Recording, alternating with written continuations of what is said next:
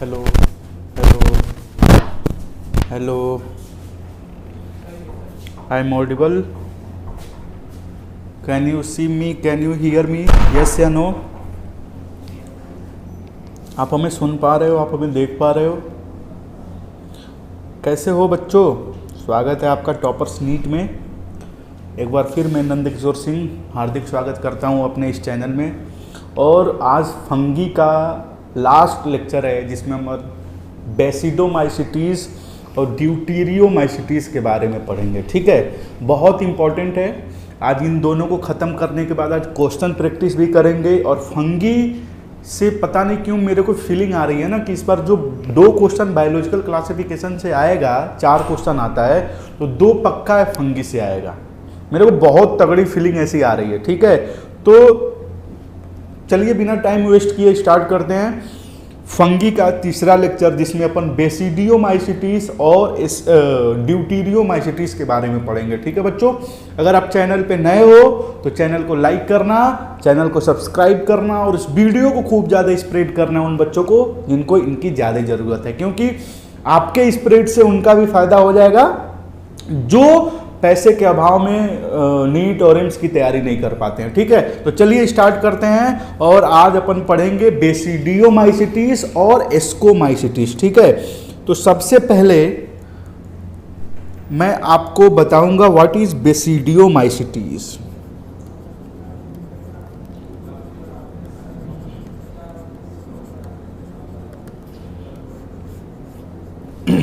देखो, सबसे पहले अपन क्या समझेंगे? हैबिटाट के बारे में, स्ट्रक्चर के बारे में,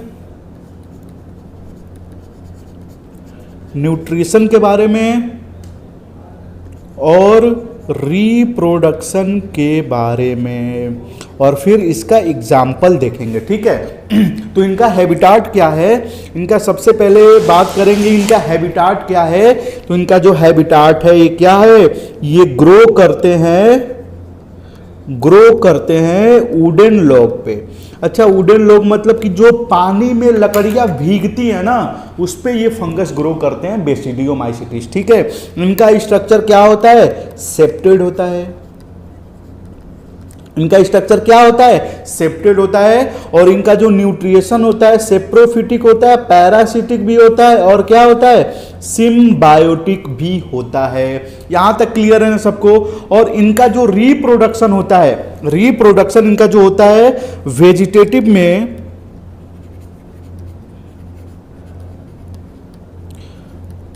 फ्रेगमेंटेशन के थ्रू होता है।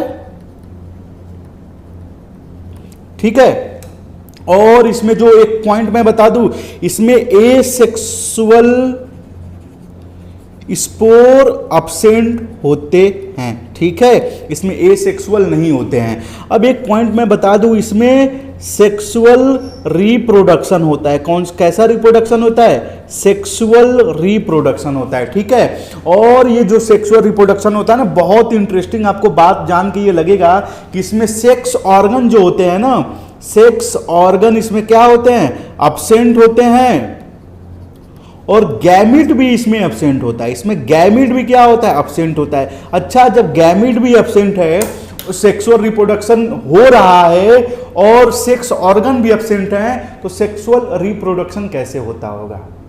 आपको थोड़ा अचंभित हो जाओगे ना सोच के कि ये भैया बताइए कि सेक्स ऑर्गन भी अब्सेंट है और गैमिट फॉर्मेशन भी क्या है? अब्सेंट है, तो इसमें सेक्सुअल रिप्रोडक्शन कैसे होता होगा? थोड़ा अचंभित बात है ना। इनका हैबिटाट क्या है? ये वुडन लॉग पे क्या करते हैं? ग्रो करते हैं। जो लकड़ियां पानी में भीगती है ना, उस पे ये क्या करते हैं? ग्रो करते हैं। ठीक है, और इनका स्ट्रक्चर क्या होता है? सेप्टेड होते हैं। और इनका न्यूट्रिशन क्या होता है? पैरासिटिक भी होते हैं, सिम्बायोटिक भी होते हैं और सेप्रोफिटिक भी होते हैं। इनके अंदर वेजिटेटिव रिप्रोडक्शन जो होता है फ्रेगमेंटेशन के थ्रू होता है और ए सेक्सुअल स्पोर इसमें अब्सेंट होता है। मतलब कि इसमें ए सेक्सुअल रिप्रोडक्शन इसमें अब्सेंट होगा। ठीक है, इसमें सेक्सुअल रिप्रोडक्शन होता है। क्या होता है? सेक्सुअल रिप्रोडक्शन होता है। और सेक्सुअल रिप्रोडक्शन होता है ये हमें पता है, लेकिन सोचो ना यार, अगर सेक्स ऑर्गन भी अब्सेंट है और गैमिट भी अब्सेंट है तो कैसे इनका सेक्सुअल रिप्रोडक्शन होता होगा? ठीक है, तो बिना टाइम वेस्ट किए स्टार्ट करते हैं बेसिडियोमाइसिटीज का सेक्सुअल रिप्रोडक्शन क्या होता है, ठीक है, कैसे होता है?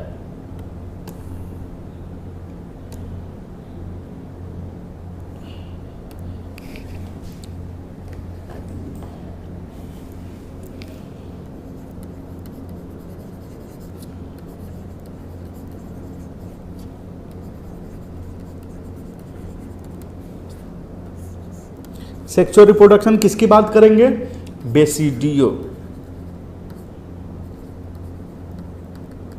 बेसिडियोमाइसिटीज की। देखिए कैसे समझना, बहुत इजी तरीके से मैं आपको समझाऊंगा और अच्छे से समझना भी है। ये एक हाइफे है, ठीक है, और ये एक दूसरा हाइफे है। ये कैसे हाइफे हैं? सेप्टेड वाले हाइफे हैं, ठीक है। इनकी ब्रांच निकलेगी, ठीक है, क्या करेगी? इनकी ब्रांच निकलेगी ऐसे, और ये ब्रांच आगे जाके क्या कर जाते हैं? फ्यूज कर जाते हैं। क्या कर जाएंगे? फ्यूज कर जाते हैं, ठीक है। ये ब्रांच आगे जाके क्या कर जाते हैं? फ्यूज कर जाते हैं। आपको पता चल गया कि यहां पे प्लाज्मोगैमी हो गया है, ठीक है। ये ब्रांच आगे जाके क्या कर जाते हैं? फ्यूज कर जाते हैं, ठीक है। अब इनके अंदर ये वाला भी होगा, इनके अंदर ये वाला भी होगा। देखिए पहला स्टेप यहां पे हो गया प्लाज्मोगैमी। दो हाइफा मिले, दोनों हाइफे का ब्रांच निकला और ब्रांच आगे जाके फ्यूज कर गया और सेक्सुअल रिप्रोडक्शन का पहला प्रोसेस हो गया प्लाज्मोगैमी, ठीक है। अब देखो एक पॉइंट यहां पे समझना है, ये जो होते हैं ना, ये वाला हाइफा, ये वाला जो फ्यूज किए हैं, ये कॉन्टिन्यूअस ग्रो करते हैं, कॉन्टिन्यूअस ग्रो करते हैं, कॉन्टिन्यूअस ग्रो करते हैं, और ये ग्रो करके क्या फॉर्म कर देते हैं? बेसिडियोकार। क्या फॉर्म कर देते हैं? बेसिडियोकार। और बेसिडियोकार आपने देखा है ना, ऐसे इस टाइप का होता है, इसी टाइप का बेसिडियोकार्प होता है, ठीक है। और इनके अंदर ऐसे ऐसे ऐसे ऐसे स्ट्रक्चर होते हैं, और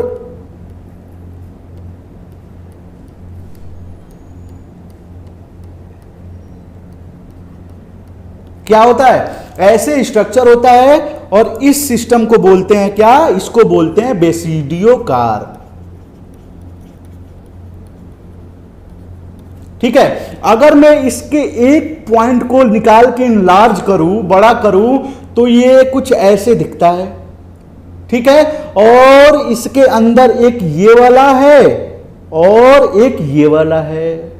अच्छा, इस वाले स्ट्रक्चर को क्या बोलते हैं? इस वाले स्ट्रक्चर को बोलते हैं बेसिडियम, ठीक है। इस वाले स्ट्रक्चर को क्या बोलते हैं? बेसिडियम।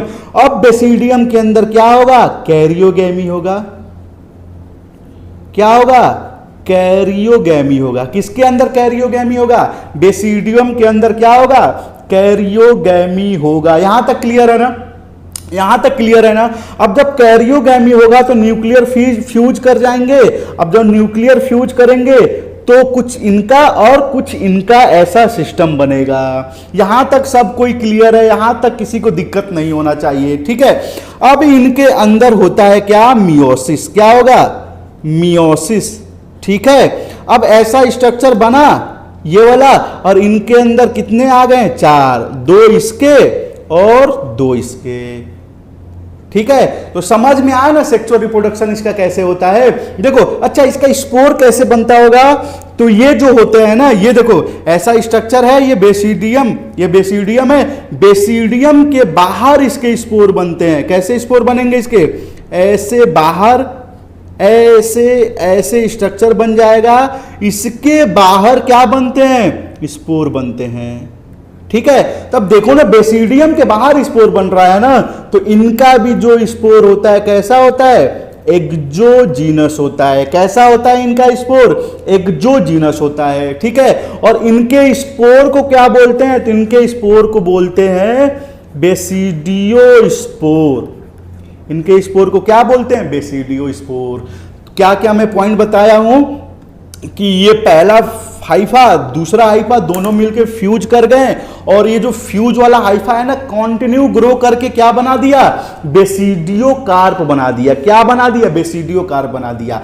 और जब मैं इसके अंदर वाले एक स्ट्रक्चर को बाहर निकाला हूं ना तो ये स्ट्रक्चर ऐसे दिखेगा और इस वाले स्ट्रक्चर को बोलते हैं बेसिडियम, जिसमें दो सिस्टम है, एक इसका वाला ये है और एक इसका वाला इसमें है।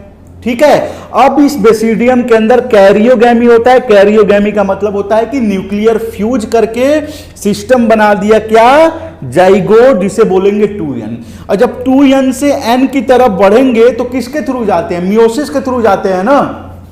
अब इनका स्पोर कैसे बनता है, ये जो बेसिडियम है, ये जो बेसिडियम है, बेसिडियम के बाहर ऐसे स्ट्रक्चर डेवलप हो जाता है और इसी के अंदर क्या बनता है, स्पोर बनता है। और स्पोर कहां बन रहे हैं, बेसिडियम के फंगी में, तो स्पोर कहां बन रहे हैं, बाहर बन रहे हैं ना।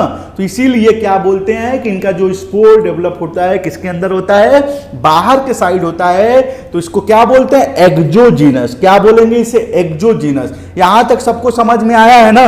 अगर यहां तक किसी को डाउट है तो बता दो। इसके स्पोर को बोलते हैं बेसिडियो स्पोर, और जिनके अंदर इनका दोनों एक हाइफा का और दूसरे हाइफा का न्यूक्लियस होता है उसे अपन बोलते हैं बेसिडियम। और बेसिडियम के अंदर कैरियोगैमी होता है, क्या, न्यूक्लियर फ्यूज कर जाता है, जाइगोट बन जाता है। फिर ये क्या होगा, इनके अंदर मियोसिस होता है, 2n से n की तरफ जाएंगे। अब देखो बेसिडियम के बाहर क्या बन रहा है, स्पोर बन रहा है। तो बोलेंगे हम, अपन एक पॉइंट बोलेंगे कि जो स्पोर है आउटर साइड पे है तो this spore is known as exogenous. ठीक है, तो इसमें इंपॉर्टेंट क्या है, इसमें इंपॉर्टेंट है कि ये बताइए कि इनका स्पोर कहां पे बनता है, बाहर बनता है, तो उस वाले सिस्टम को बोलते हैं एक्सोजीनस। सबसे पहला इंपॉर्टेंट पॉइंट ये है। और दूसरा पॉइंट कि ये कैसे रिप्रोडक्शन करते हैं, तो इनका दोनों हाइफा मिलकर क्या करता है, फ्यूज कर जाता है, जिससे ये क्या करते हैं, रिप्रोडक्शन करते हैं। ठीक है, एक पॉइंट और इसमें पूछा जाएगा आखिर इसका एग्जाम्पल क्या है, इसका एग्जाम्पल क्या है। तो एग्जाम्पल के बारे में भी समझ ले कि बेसिडियोमाइसिटीज का एग्जाम्पल क्या है।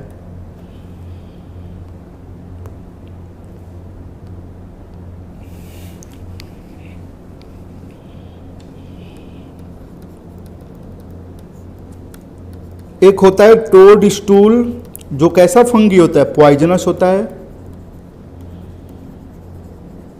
ठीक है, दूसरा होता है एग्रिगस, जिसे मशरूम बोलते हैं।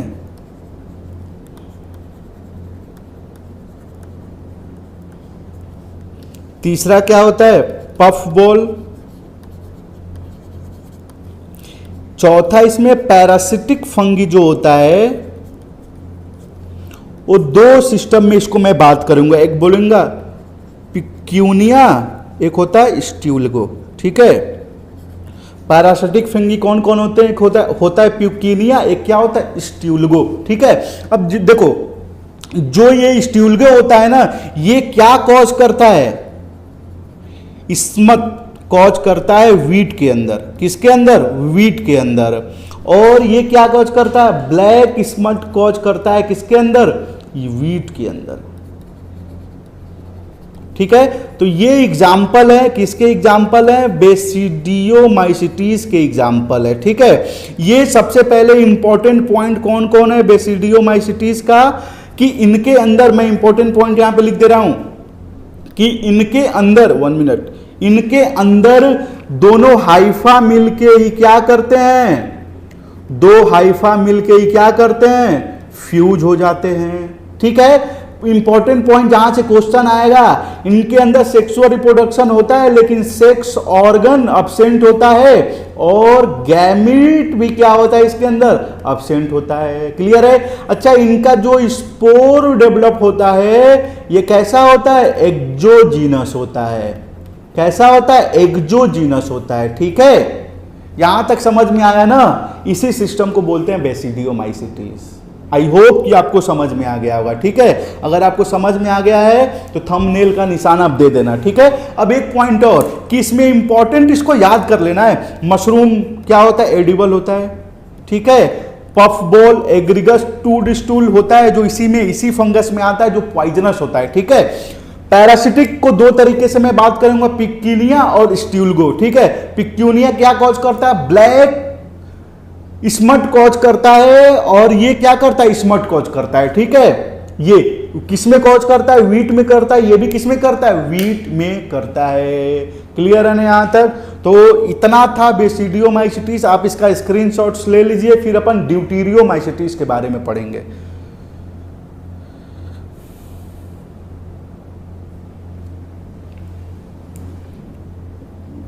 अच्छा, ये ना ब्लैक रस्ट कॉज करता है, स्मट कॉज नहीं करता, ठीक है। नोट कर लो जल्दी। और आज का ये लास्ट टॉपिक है फंगी का, उसके बाद फंगी का लेक्चर खत्म हो जाएगा, क्वेश्चन के साथ मैं करा दूंगा, ठीक है। सबसे पहले आज लास्ट टॉपिक जो फंगी का है, ड्यूटीरियो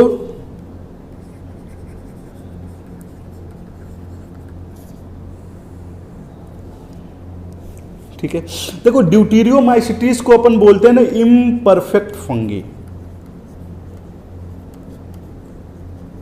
तो आपके दिमाग में क्वेश्चन आना चाहिए कि सर इम्परफेक्ट फंगी क्यों बोलते हैं। जैसे कि बेसिडियोमाइसिटिस को अपन फंगी बोलते थे क्लब फंगी, बेसिडियोमाइसिटिस को क्या बोलते हैं? क्लब फंगी बोलते हैं।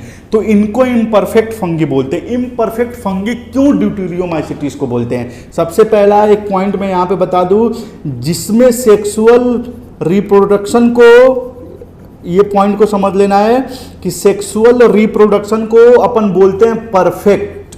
क्या बोलते हैं? परफेक्ट। और जिसमें सेक्सुअल रिप्रोडक्शन नहीं होता उसे बोलते हैं इम्परफेक्ट, ठीक है। तो इसमें सेक्सुअल रिप्रोडक्शन का जो स्टेज है वो विजिबल नहीं है, अभी डेवलप नहीं है। तो इसमें जब सेक्सुअल रिप्रोडक्शन नहीं है, इसीलिए इसको परफेक्ट नहीं बोल के क्या बोलते हैं? इम्परफेक्ट फंगी, ठीक है। इनका जो स्ट्रक्चर होता है कैसा होता है? इनका स्ट्रक्चर जो होता है सेप्टेड होता है। कैसा होता है? सेप्टेड होता है, ठीक है। अब एक पॉइंट इसमें समझना है कि इसमें जो रिप्रोडक्शन होता है दो तरीके से होता है। एक तो फ्रेगमेंटेशन से होता है,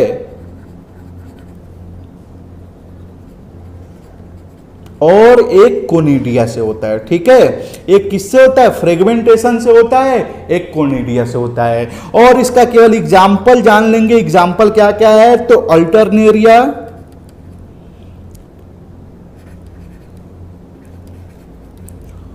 कोलियोट्राइकम,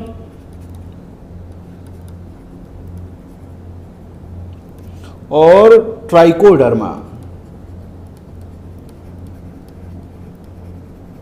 तीन एग्जाम्पल है जिसे याद कर लेना है। अच्छा, इसमें इंपॉर्टेंट पॉइंट कौन कौन है? तो इसमें इंपॉर्टेंट पॉइंट है ये, इसका एग्जाम्पल इंपॉर्टेंट है, याद कर लेना है। और किस फंगी को इम्परफेक्ट फंगी बोलते हैं? तो ड्यूटीरियोमाइसिटिस जो है ना, इसे ही क्या बोलते हैं? इसे ही बोलते हैं इम्परफेक्ट फंगी। आई होप कि बेसिडियो और ड्यूटीरियो आपको समझ में आ गया होगा, ठीक है। समझ में आ गया होगा। अगर कहीं से दिक्कत है तो मेरे को बता देना। एक पॉइंट और है, इसमें छूट गया, मैं बता दूं कि ये मिनरल साइकिल में इनका हेल्प होता है। किस साइकिल में? मिनरल साइकिल में ये क्या करते हैं? हेल्प करते हैं। और लिटर चीज को क्या कर जाते हैं? डिकम्पोज कर जाते हैं। जैसे जो मरे हुए घास, ये जो कबाड़े होते हैं ना, उनको डिकम्पोज कौन करता है? तो ये ड्यूटीरियोमाइसिटिस से क्या करते हैं? डिकम्पोज कर जाते हैं। इनका अच्छा भी काम है कि मिनरल साइकिल में ये क्या करते हैं? हेल्प करते हैं। तो सब फंगी खराब नहीं है, देखो फंगी अच्छे भी हैं। किसमें हेल्प कर रहे हैं? मिनरल साइकिल में ये क्या करते हैं? हेल्प करते हैं। समझ में आया ना? तो फंगी आज पूरी तरीके से खत्म हो गया। फाइको, एस्को, बेसिडो और ड्यूटीरियो, ठीक है। और मैं आपसे वादा भी किया था कि मैं आपको क्या कराऊंगा? मैं आपको क्वेश्चन प्रैक्टिस जरूर कराऊंगा ताकि आपका कंसेप्ट क्लियर हो जाए, ठीक है। तो चलिए स्टार्ट करते हैं question.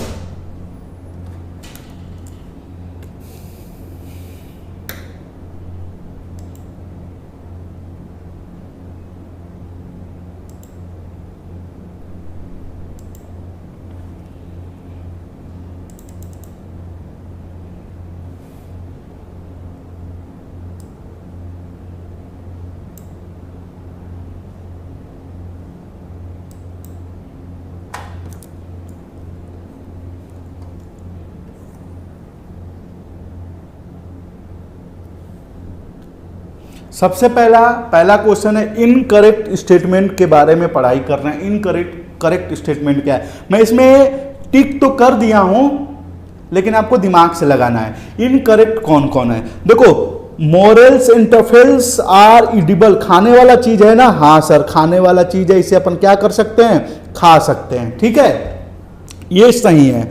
Conidia are produce एक्सोजिनसली, yes मैं पढ़ाया था, ठीक है, ये भी सही है।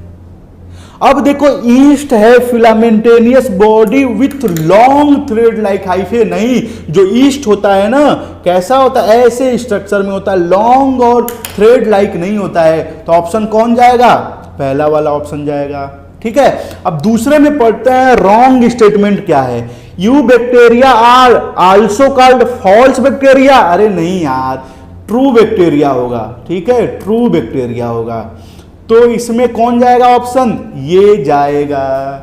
क्लियर है ना यहां तक, देखो Phycomycetes are also called algal fungi, yes ये भी सही है। अच्छा cyanobacteria are also called BGA, ये भी सही है। Golden algae are also called desmids, ये भी सही है। जो यू बैक्टीरिया होता है ना इनको ट्रू बैक्टीरिया बोलते हैं, ना कि फॉल्स बैक्टीरिया बोलते हैं, ठीक है। अब तीसरे क्वेश्चन की तरफ पढ़ते हैं।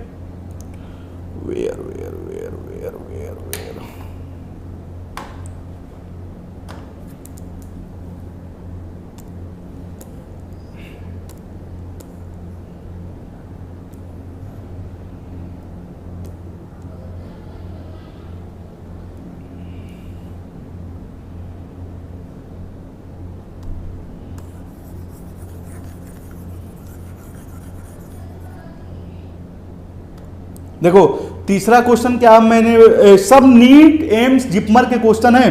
तीसरा क्वेश्चन क्या है, which among the following is not a prokaryotic, Saccharomycetes क्या होता है, नॉस्टक क्या होता है, माइकोबैक्टीरियम क्या होता है, ऑसिलिटोरिया क्या होता है, आपको पता है सारे क्या है, बैक्टीरिया हैं, और सैकेरोमाइसिस क्या है, फंगी है, ऑप्शन कौन जाएगा, ये वाला।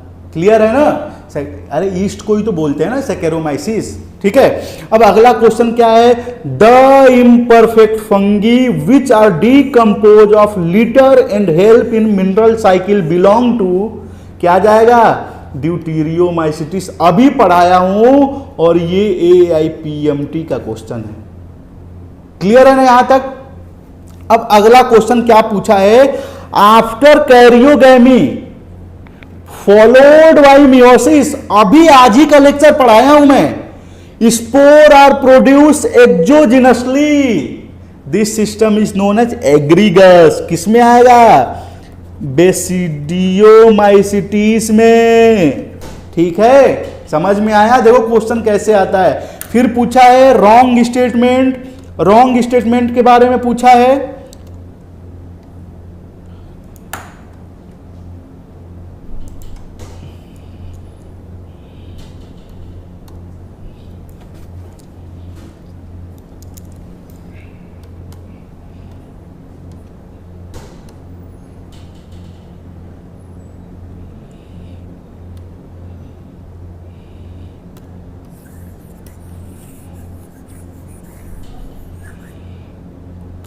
अब इस वाले क्वेश्चन को देखना, रॉन्ग स्टेटमेंट क्या है, मॉरल्स एंड टफल्स पॉइजनस मशरूम है, खाने वाला है, पहले ही पता चल गया रॉन्ग है। अभी हम बताएं ना एडिबल है, NCERT कहती है, ठीक है, तो इसमें ये हो गया। अब एक और फिर पूछा है रॉन्ग फॉर फंगी, फंगी क्या होता है, eukaryotic, yes, they are heterotrophic, yes, they are both multi and uni, yes, they fungi possess a purely cellulosic cell wall, no, chitin की भी सेल वॉल होती है, ठीक है, तो ऑप्शन कौन जाएगा, दूसरा। क्लियर है ना। अब एक और क्वेश्चन करा दे, सारा क्वेश्चन आज मैं करा के खत्म कर देता हूं इस पॉइंट को।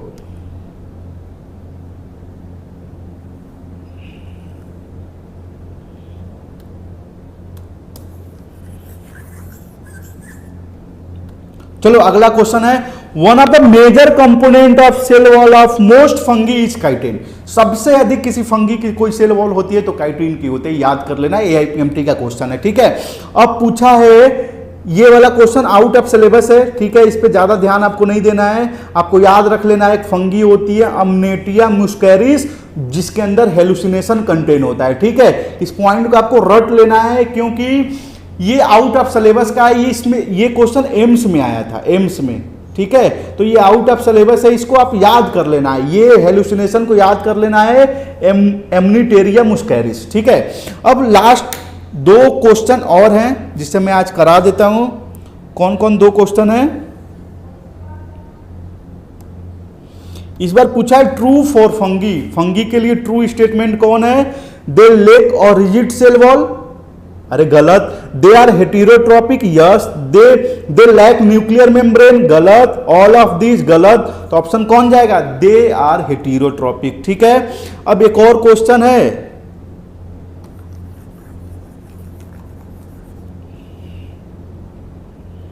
अभी मैं पढ़ाया हूं ना, black stem rust of wheat is caused by क्या? पिकीनिया। अभी मैं पढ़ाया हूं, अभी रिसेंट में। अगला क्वेश्चन है, विच of the following secret toxin during stage condition of crop plant Aspergillus और पेनिसिलिन? याद कर लेना, ठीक है। और क्वेश्चन है, देख ले।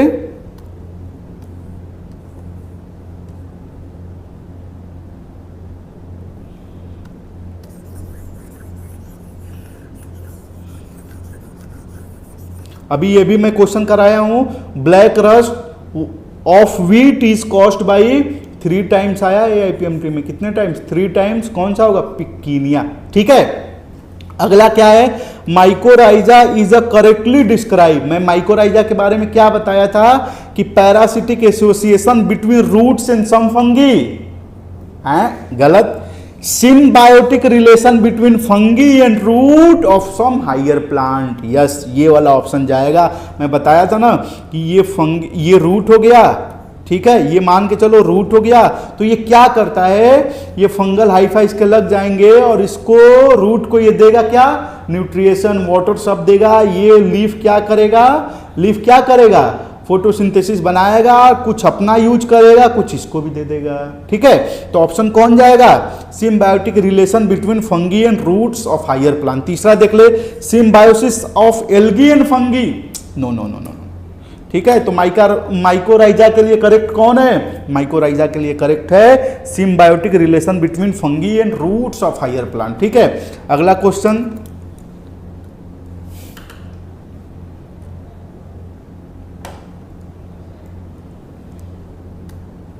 विच of the following belongs to a basidiomycetes Puccinia Ustilago? अभी तो हम पढ़ाए थे, ठीक है। तो आपका विथ क्वेश्चन के साथ फंगी का पूरा कंसेप्ट क्लियर हो गया होगा। अगर कहीं से डाउट है तो आप चैनल के कमेंट बॉक्स के अंदर कमेंट कर देना, आपका जितना भी डाउट है उसका सॉल्यूशन मिल जाएगा, ठीक है। अगर वीडियो अच्छा लगा हो तो आप चैनल को लाइक करना, सब्सक्राइब करना और वीडियो को ज़्यादा शेयर कर देना उन बच्चों तक जिनको इनकी सबसे ज़्यादा ज़रूरत है, ठीक है। अभी के लिए इतना ही, thank you so much, bye bye.